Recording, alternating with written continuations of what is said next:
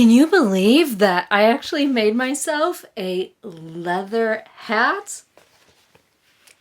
I can't. So let me tell you all about it, as well as some of the other things that I've had going on this week. I'm Maddie with Maddie Sews, and thanks for hanging with me. I really do enjoy these Friday sews where I get to hang with the sewing family that we've created and just kind of chat about all of the things that I've been making, as well as some of the stuff that I have coming up. I'm also going to be telling you all about some of the fun stuff that's going on in the sewing community that I've discovered. And then I'm going to answer Jen from Today in Jen's Sewing Room, her Friday Sews prompt. Now, if you don't know, Jen is the mastermind behind Friday Sews. And as always, you can find her link in the description box below. So with all of that being said, let's get started with what I've actually been working on. So if you've been following me, you know that there are two major themes for this week. And it's one, leather, and two, Halloween costumes. So I guess let's just start with where I am with the Halloween costumes. So I have actually finished my son's Toad costume. Isn't it just the cutest thing? So the last thing that I needed to make this week for him was a little vest, which is this one right here, to go with his costume. Now, for this one, I decided that I didn't want to go searching through all of my patterns for vests for him, and I didn't want to go and buy a new pattern. So I went ahead and I self-drafted this using some of the techniques that I've picked up from Thoughtful Creativity's channel. Now, if you're not familiar with her channel, where have you been? You all, she does some of the best tutorials on how to draft clothing for yourself and others. And so I used her techniques to make this really simple little vest using basic rectangles as bases. Now, because Toad's costume does have that trim around the front and bottom, I went ahead and I added in this bias tape that I purchased from Joann's. You can see that I actually just sewed it on and flipped it over to the front. So instead of sewing it to the back like you typically would, that's what I did to get the trim. And because it's just a little vest, I really do think that the proportions work well for this. So I was happy that that was an easy make. Now, I did finish my Yanta overalls because you all know I am planning on being Luigi. Really, the only thing that I needed to be able to pull off this costume was, the hat and mustache, as well as a pair of overalls, because I already had a long sleeve green t-shirt in my wardrobe. So I did make my Yanta overalls, and I'll be sure to tell you all about it. I do want to review this pattern for you all, but I made it in the blue. It's going to be hard to see. There's the front. I did flip this pocket upside down. I wasn't a fan with the actual point going up in this direction, but it does fit really nicely. So now that this is done, my costume is complete. I need to make my husband a pair of overalls. I'm going to make him the Yanta overalls as well, and I know it's a woman's pattern, so some of the things that I'm doing to change it up is I'm lengthening the torso about 5 to 6 inches, and then I'm also lengthening the legs for him just to give him a little more space. I mean, this guy, when I was measuring him, he was like, "You better leave enough space for my man parts." Really, dude? Come on, give me some credit here. I mean, and besides, we're not having kids anymore, so, what's the big deal? No. I'm kidding. So I'm definitely gonna give him some space, and I'm also going to omit these darts. So I'm just gonna leave it a more straight fit for him, and I'm also not gonna sew on all the pockets. He's not going to wear these overalls, so I might give him some of the front pockets, just so that he has something to put his phone in when we're walking around trick-or-treating. But I'm not gonna put too much effort into the rest of it. So I I also made a pair of Brassies. So these are the Brassie Joggers by Greenstyle Creations. And you all, I really do love these a lot. I mean, there's lots of really fun options for these, and I'm gonna I try to bring this video to you all this past Sunday, but that wasn't working out for me because, well, I couldn't really speak. So I really do want to bring you the review on this because I feel like you all really need to know about these. I love the way this pocket is constructed, and you can see that I did some really fun cover stitching here. And then I also used a border print. So you can see in the back how I use the stripes. That was all the border print on the sides. This pattern is good. And the pattern actually comes with an optional zip pocket. So you can actually change this entire pocket so that it's just like a zip pocket right there, which is really nice. I definitely want to check that out. So I'll be sure to review these and give you all of the details on the Brassies. You all, so I've been making lots of purple leather stuff lately. You know, my hat, all kinds of stuff. And the reason why I've really been focused in at using that purple leather in particular is because Michelle, with Michelle Sews Again, is hoping to bring awareness to Alzheimer's. So she's donating $1 for every post that people make to Instagram using hashtag SewPurple2NALZ, as well as tag her. So I've been really kind of busy trying to make all the purple things. And well, and that includes this hat right here. You all, I love this hat. So this is a pork pie hat, and it's a pattern that's actually made by Diesel Punk Row. All of the links to everything that I'm talking about is going to be in the description box below. So make sure that you check down in the info box for whatever links that you want to find. But he actually walks you through. He has a video on how to make it. So you purchase the pattern on Etsy, you get your materials, and you follow his video that's on YouTube. I'll be 100% honest with you all. This thing took me a really freaking long time. I mean, it was insanely long. I punched every single hole that needed to get threaded by hand, one at a time into the leather.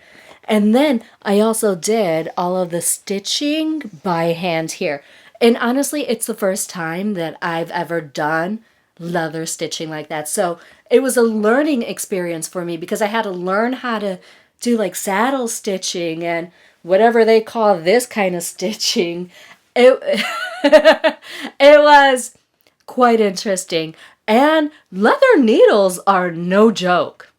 Actually, let me get one for you so that you can check it out. I mean, it's like, And if you're having fun hanging with me, don't forget to give me a thumbs up and subscribe.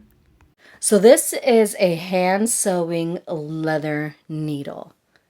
Can you see how big that thing is? You all, it really hurts when you accidentally poke yourself with one of these suckers. I mean, whoo! I don't recommend it. Try not to stick yourself with these needles because it doesn't feel good. And I did it quite often, actually. So you can see here on this side, that's what the saddle stitching looks like. But on the reverse side, it actually looks like a bunch of little X's. Now, this hat is unlined, but I think it's just so beautiful. Look at that. I mean, I really did take my time with this, and I can't tell you how many times I had to take apart these stitches, but the end result, you all, look at that! Oh, let me put this thing on. I added an earring onto it. I just kind of glued it on there with CP 6000. I think it looks really good on there, actually. Oh, is it backwards? I think so. Hang on. I really like it. I was actually thinking about adding more things, like maybe some feathers coming off the back over here. Oh my gosh, I feel so inspired with this hat. Boom! It's a good one. If you guys are looking into getting into hat making, I would recommend his patterns and his tutorials because they actually do walk you through everything. Now, if you're sensitive to curse words, maybe try to find someone else. Tony actually reminds me of like an angry Antonio Banderas. He's so funny. Okay, because I was also trying to learn different techniques, I went ahead and I made this valet tray right here out of the same leather. And you can see that I actually attached the sides with rivets. And it did come out so nicely. I actually found the tutorial for this on Skillshare. And so, I mean, I basically used the instructions from that video to make this. And I'm happy that I did decide to make something this simple because I learned a lot of new techniques, how to burnish the edges, how to put in rivets, all kinds of good stuff. And then I also made these little tassel things. Aren't they the cutest? I made one that was a little longer, but I think I actually prefer the shorter ones. I don't know. Let me know. What do you think, long or short? I think they're cute either way, though. I'm actually just waiting for my swivel rings to come in so that way I can attach them on here. But I am excited to get these completed and just kind of use them on my keychains, on bags, and all kinds of fun stuff. What's really nice about these is that they take such a little amount of leather, so you can actually use some of these scraps to make these really fun tassels, which, I don't know, if you ask me, they're super cute. Now, I will say, I'm smelling these, I'm getting a bit of a contact high because, well, I can smell the CP6000, which is like, I think it's called CP6000, they're like, super glue's big brother. You all... I made the biggest mess with that stuff. Now, I pulled out everything that I wanted to glue so that way I can just get it done in like one gluing session, right? And that included my son's toad hat because some of the red circles, just like the hot glue gun wasn't quite keeping them on securely. So I thought, you know what, let me just CP6000 them. It'll be fine. It'll be permanent. Good to go. After I glued on these little leather strips right here and made them secure around the top edge, I went ahead and I took off one of these little things, like this one. You see how it's kind of flapping all around there? Well, I peeled it off and I started squeezing the CP6000 on it. And it's just like, it was coming out so slowly. So I squeezed a little harder. And I mean by harder, I was like, "Argh!" It was the wrong decision because it popped open at the top and oozed all over both of my hands. And so then I was like, oh my God, let me like kind of like hurry up and smooth this on. So I was able to smooth it onto two of these little things right here.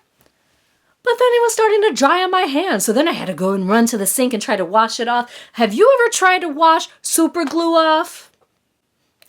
It's the hardest thing ever, you all. So I finally was able to get all of the glue off of my hands. But I mean, I'm not convinced that it's off of my fingernails and stuff. I mean, it's just like, that stuff was no joke. And well, as a result, I've actually been smelling it all day long. It's like, it's been giving me like quite the contact high. But you all, if you have a tube of glue like that and it's not coming out very well from the bottom, maybe consider making that hole a little larger instead of squeezing harder and making it explode. Now for some upcoming plans. So I found pink fabric to go with my blazer. That one right over there. I am excited. So I actually asked my friend who has like quite the stash if she happened to have a coordinated pink piece of fabric in her closet. And she did. She had this cotton twill. Hang on, let me open it up for you. And it's going to go so beautifully. I am super pumped. So I'm going to get this washed. And I'm actually thinking about making this pair of pants right here that she's wearing. This is one of the amazing fits by Simplicity. It's Simplicity 8744. This pattern has two different views. It has like this split side hem. You can see it's kind of what she's wearing there. And then it has a straight option. I'm not going to do that split hem like that. Or the split leg. I'm just going to go ahead and make it like a regular pair of pants. And so I'm really looking forward to making this pattern. I've actually heard good things about some of their amazing fits. So I am looking forward to kind of completing that outfit. I also want to make some athletic wear this week as well. And I'm not sure which tights pattern I'm going to use. I have quite a bit. But I do know that it's chicken and waffle and french fry time. So I'll be making up this week. And I guess the last thing that I need to make is my husband's Yanta joggers. And now that I'm thinking about it, that's actually quite a bit of stuff for 1 week. So if I need to, I'll push the pink trousers back a whole week just to kind of like give myself a little more time. Now I have 3 things that I want to share with you from the sewing community. And actually, these are all things that I'm super excited about. So a while ago, a couple of months ago, That's So Monica was running a contest with Anaki Naturals. She was actually running a self-love challenge for 2 weeks with Anaki Naturals, where it was every day you had to post about a way that you're showing yourself love, right? I ended up winning that contest, and well, this was my gift. So Monica sent me this, and this is from her new company, Living the Ankara Life. And it's a fan. Let me show you. It came in this little burlap bag and has these little leather handles. But look! And then you can secure it with the leather down here. Isn't this fabulous? I mean, you all, you can catch me on vacation, fanning myself, getting that hair flowing in the wind.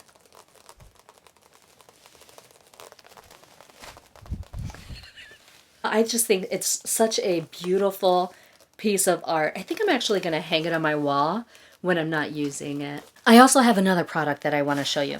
Now, when I was doing one of the unboxings for Project Dress-A-Girl, one of the boxes came from a company called Shenandoah Alchemy Soapery. And I just love fancy soaps. So I hopped onto her website and I bought 5 different bars. Now you all, I've already used 2 of them. And actually, I gave 2 away as gifts for people who were helping me pack some of the dresses and, you know, get them sorted into sizes. But let me show you this one. How is this possible? I mean, she made the moon and like an ocean. Look at that. It's like the tide. And then look at that. It's a little moon on the very top. You all, I mean, my mind is just blown. It's things like this that blow my mind. I mean, yeah, sure, I can make a little leather hat, but this just seems like a whole other like form of art that it's just I'm baffled and so in awe. This bar of soap has a really nice unisex scent. I can't really pinpoint what it is, but oh, it's so good. So definitely, if you're a fancy soap lover like me, check that one out. And then the other sewing community thing that I wanted to tell you all about is actually something that goes really well with hashtag TeamSeas, which is a YouTube initiative that people are jumping on to try to keep the oceans clear of plastic and even remove plastic from the oceans and rivers. Now, if you aren't aware, plastic bags that end up in our rivers or in the oceans or just in bodies of water end up getting mistaken by marine sea life for food. And well, if they try to eat it, they can suffocate on it. I mean, it's actually really bad. And that's why I thought the So Much Talent sewing group here in the DMV, which is like the DC, Maryland, Virginia area, really kind of went well with this because they're all making Morsbags to help remove plastic when you're going shopping, right? So the idea is that you make these tote bags, reusable, washable tote bags, and then you donate them. And then they get distributed to people who want to use these tote bags instead of the plastic bags from the grocery stores. And it's an immediate way to stop adding plastic to our water systems. Let me know if you're planning on getting involved in hashtag TeamSeas, or if you're planning on making some Morsbags for donation. If you need information on that, you can find it in the info box. By the way, if you're having fun hanging with me, don't forget to give me a thumbs up and just show me a little bit of love. Let's talk about Jen from Today in Jen's Sewing Room, her prompt for the week. And she actually asked everyone to speak about their craziest make. And you all, I mean, I had a hard time thinking about it. Like, what would be my craziest make? I don't know what my craziest make would be. A Halloween costume, maybe? But you all, it was the unexpected Halloween costume that I made.